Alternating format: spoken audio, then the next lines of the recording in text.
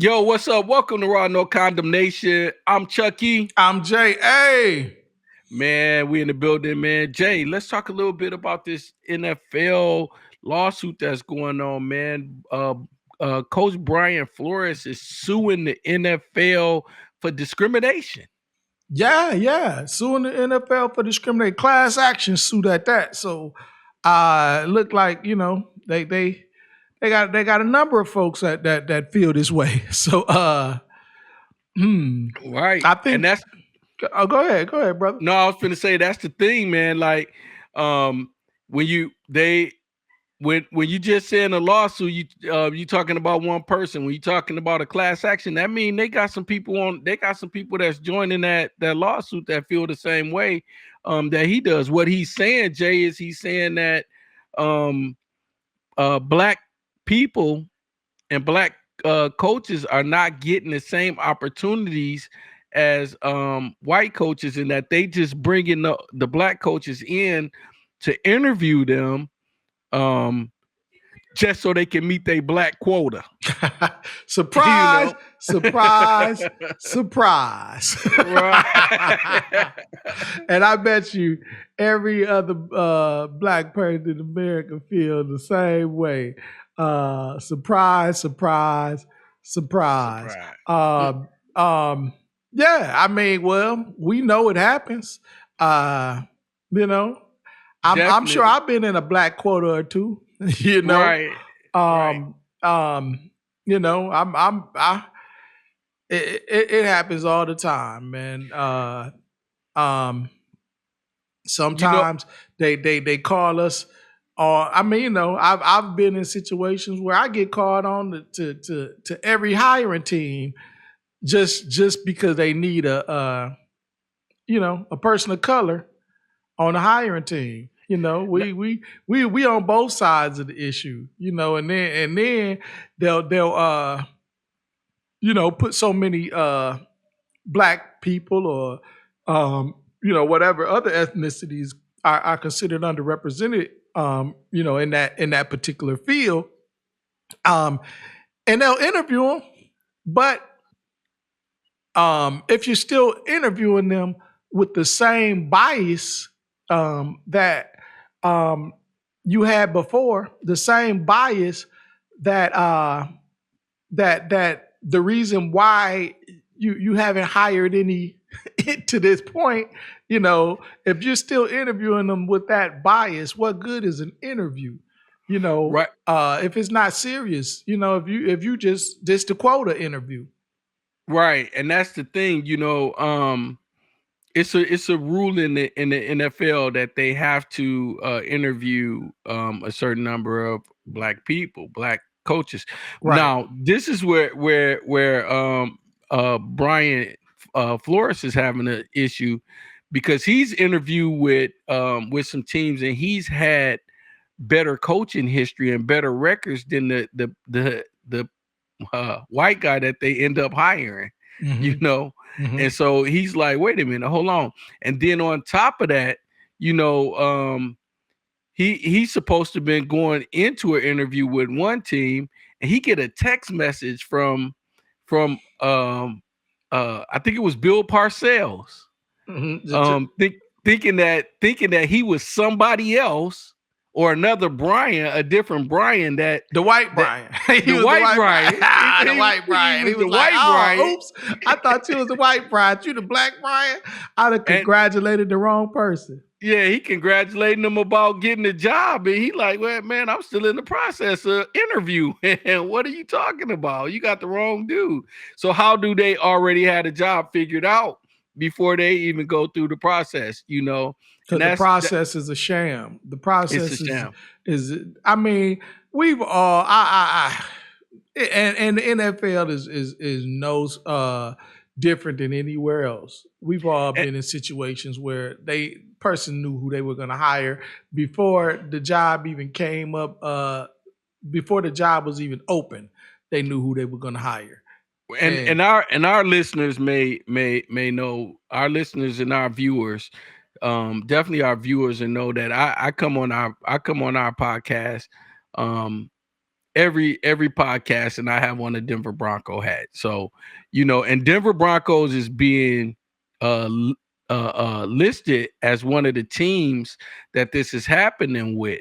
That happened to him Mm-hmm. with was the Mm-hmm. Denver Broncos, and and although I love the Denver Broncos, I have to say, man, that the NFL itself, the whole thing is just kind of in my mind a little shady. Oh When yeah. and when you think about the representation, if we make up to about 70% or more, it could be even more, around, I'm thinking around 70%. That's about the quotes you've been getting, right? Right, Around right, right. The 70% players. players to black players to white players. If we making up about 70% of the NFL, why we not why that okay, let's not say we represent. Let's not say that they should represent 70%. Let's say they just represent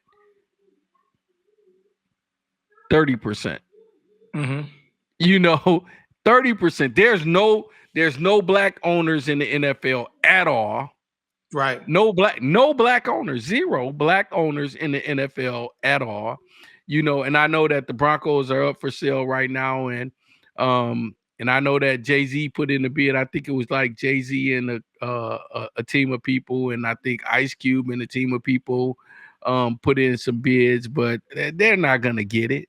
It's an old boys club that they got going on. You can't own the NFL team unless you rich and white. Is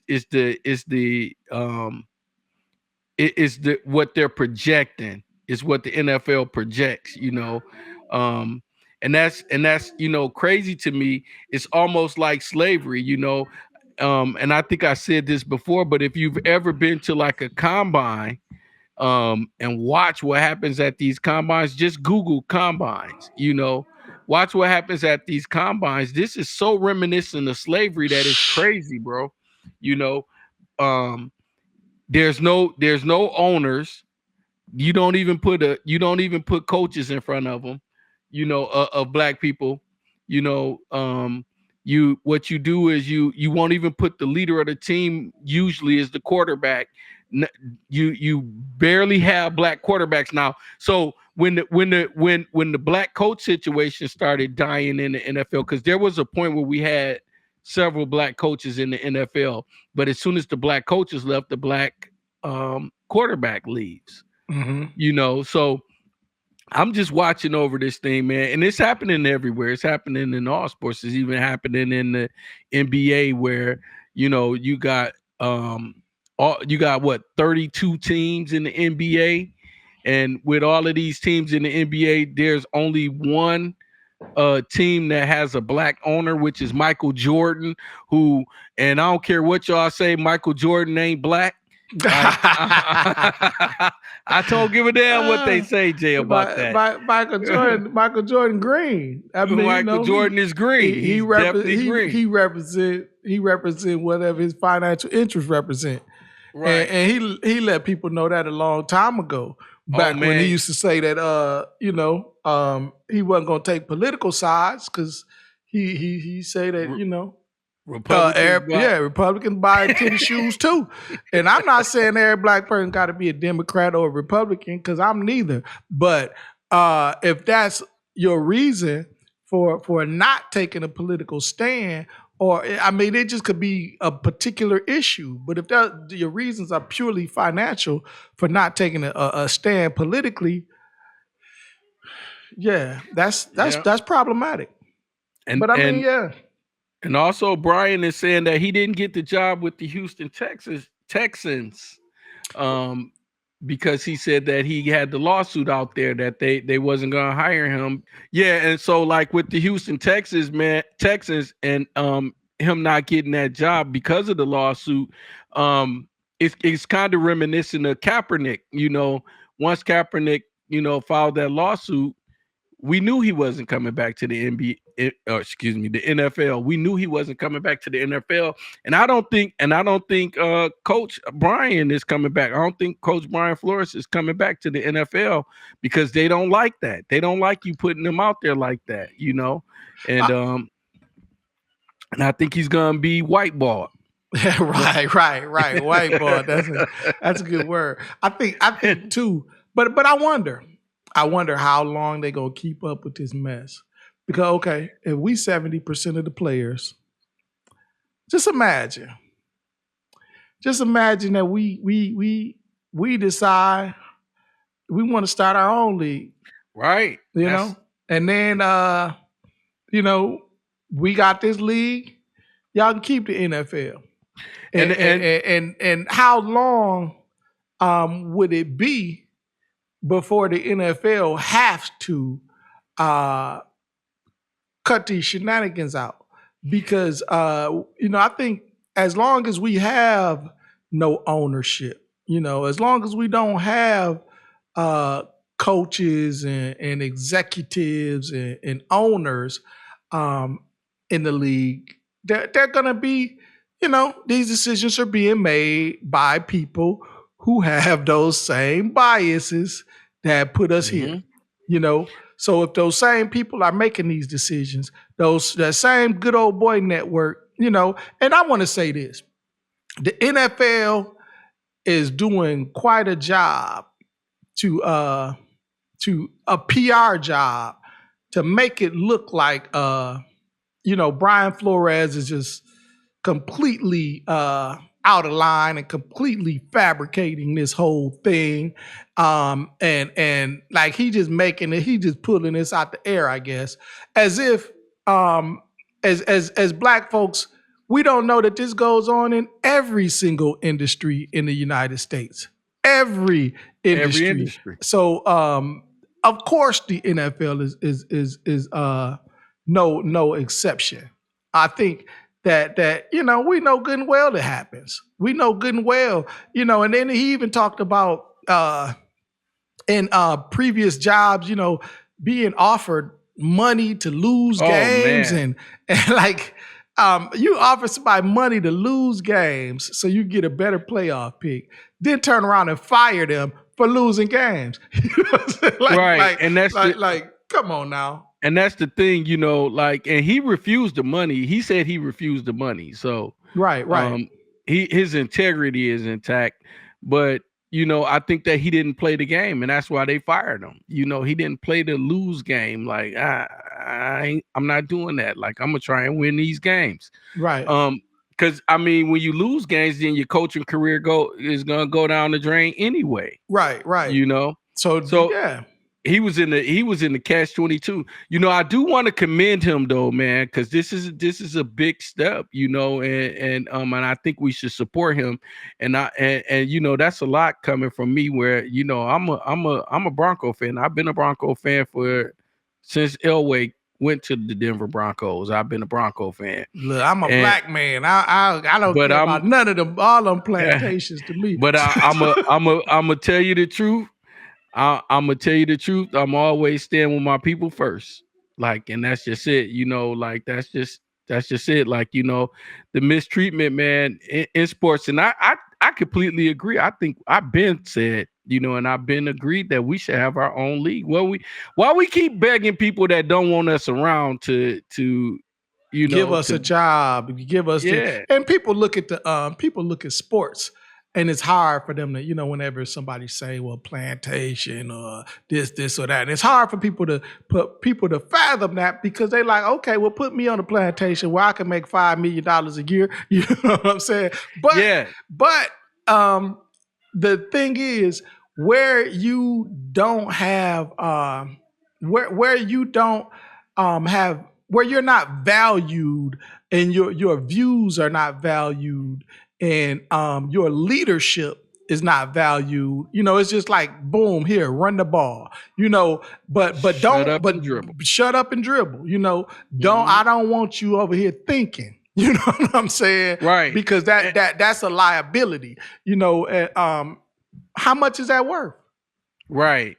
And and the thing is that we could say what we want about these sports figures, how much money they make, and that they getting played to play a game, but that's their skill set.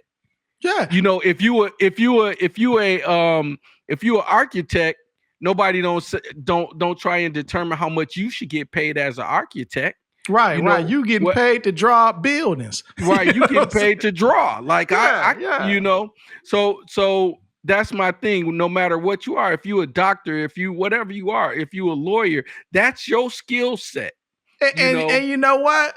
We pay millions and billions of dollars every single year to be entertained right? by the NFL, the NBA, NBA, etc. You know, we pay billions of dollars to be entertained by these athletes. So, yeah, they playing the game, but that at the end of the day, capitalism says, and capitalism, the way that we play the game is supply and demand. right, There is a $1 billion demand for uh, the NFL, and right, and there that player is supplying that need.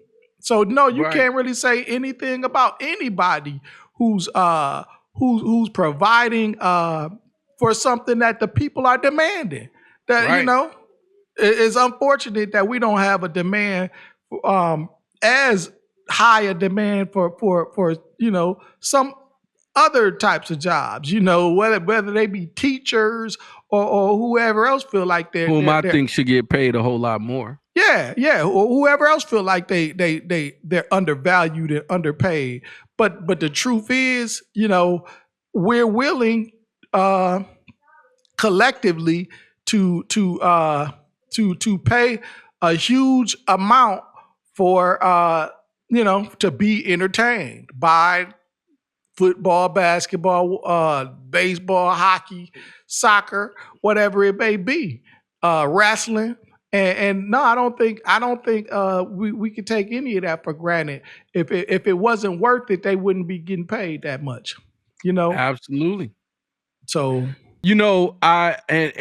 I love um the movement that Clarissa Shields is creating don't no around doubt. that. Hmm. She's not, and congratulations to her. She just dominated a fight. Yesterday, wasn't it? Uh, yeah, A couple days ago. I don't know. Sunday, Whatever day. Saturday or Sunday, this Yeah, weekend. yeah, yeah. She just dominated the fight. Shout out to the hometown girl, Flint Town. Flint, stand up. We in the building. Yeah. But she's not saying, hey, um pay me as much as the guys because I do the same thing. She's saying pay me as much as the guys because I'm going to bring the same kind of crowd that they bring in, and that's her thing. She's doing something for women's boxing that you never seen before. Right. Now, since she's been demanding that, and since she's been the face of women's boxing, Right. She and can not get just seven women's figures to boxing, box. she's right up. She's fighting on the same cards as top boxers, male boxers. And she's at and because of what she's been doing, the next big fights, the women that are on those next big fights are going to be making $1 million apiece, where they were not making near that much. Mm-hmm. And she's spearheading that whole movement, and pretty much, to be completely honest, taking it all on her own shoulders, because who even knows those other women, female Yeah, boxers? yeah. And I mean, I know I derailed the conversation a little bit, but it got us off, got us on. And I mean, I think the same thing with like Venus and Serena. That they made when you make the game, um, as make it entertaining, make the game, that desirable, and you can demand what you can make those demands. Yep. See, that's what's up. That black girl magic happened, and everybody benefits. But yeah, man, I think we covered it, Jay. Yeah, I think so too. I think so too. But I want to know what everybody else thinks about this. What y'all think about it? Yeah, let us know what y'all think about this, man. Go ahead and give us some comments. Make sure y'all like and subscribe. Join the conversation. That's what we here doing. We just two guys, man, talking, having a conversation that we want y'all to join. So make sure y'all join the conversation. Let us know what y'all think. Let us know y'all opinion. Write in the comments. Go do it. Do No it. doubt, no doubt, no doubt. But you know what, man? It's been real, bro. It's been raw. No No condemnation. condemnation.